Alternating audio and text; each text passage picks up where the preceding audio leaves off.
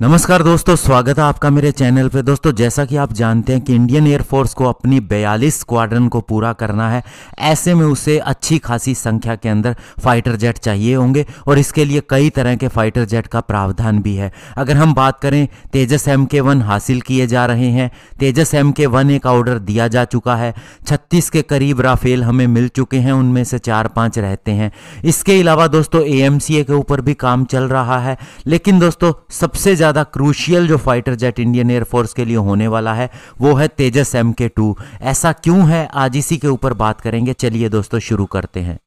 तो दोस्तों, सबसे पहले आपको बताना चाहूँगा कि इंडियन एयरफोर्स ने 36 राफेल फाइटर जेट की डील की थी।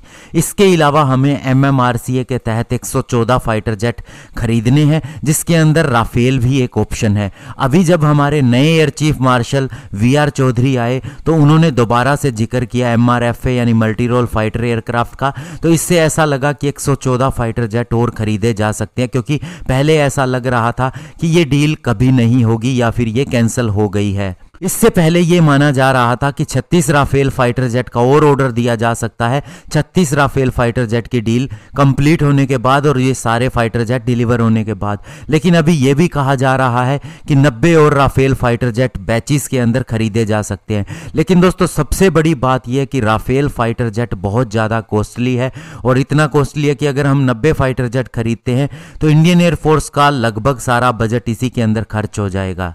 लेकिन दोस्तों, क्या कोई और फाइटर जेट राफेल के जैसा काम कर सकता है? तो सबसे पहले आपको बताना चाहूँगा, जब कारगिल युद्ध हुआ था तो उस समय हाई एल्टीट्यूड ऑपरेशन के अंदर MiG-27 और जगुआर फाइटर जेट बहुत ज़्यादा काम करते दिखाई नहीं दे रहे थे। ऐसे में अगर किसी फाइटर जेट ने सबसे बड़ा रोल निभाया था तो वो था दोस्तों मिराज 2000। और अभी जो हमने बालाकोट एयर स्ट्राइक की उसके अंदर भी मिराज 2000 ही हमारे काम आया। कितनी भी माउंटेन पीक हो, कैसा भी वेदर हो, जहाँ पर दोस्तों हमारी ट्रूप्स भी काम नहीं कर सकती, इवन मशीन के लिए भी ये मुश्किल हो जाता है, मिराज 2000 ने वो काम कर दिखाया। इसने बॉम्बिंग को अंजाम दिया। इसके अलावा सप्लाई लाइन के लिए भी यह बहुत ज़्यादा कंट्रीब्यूशन रखता है। तो ऐसे में दोस्तों, हम मिराज 2000 की बात क्यों कर रहे हैं जबकि ये आउटडेटेड भी हो चुका है? तो इसका कारण केवल इतना सा है कि अगर कोई फाइटर जेट हमारी ज़रूरतें पूरी कर सकता है तो वो है राफेल फाइटर जेट, क्योंकि ये मिराज से अगली पीढ़ी का फाइटर जेट है और उसी कैटेगरी का फाइटर जेट है।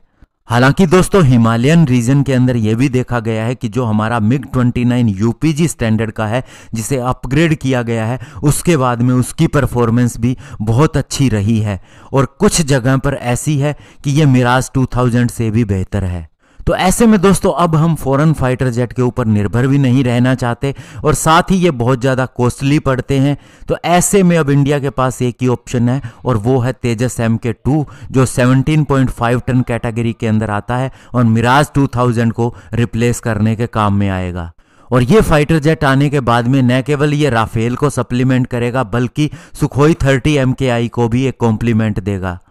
और सबसे बड़ी बात, सुखोई 30 को भी जब हमें रिप्लेस करना होगा तो उसमें तेजस MK2 सबसे ज़्यादा कारगर साबित होगा। और आने वाले समय में हमारे पास AMCA फाइटर जेट भी आ जाएगा। उस समय हमारे पास एक बहुत ही पावरफुल वेपन सिस्टम आ जाएगा AMCA के रूप में, लेकिन उसमें अभी काफ़ी समय लगना है और तेजस के ऊपर हम काफ़ी ज़्यादा आगे बढ़ चुके होंगे जब तक तेजस MK1 भी इंडक्ट कर लिया जाएगा।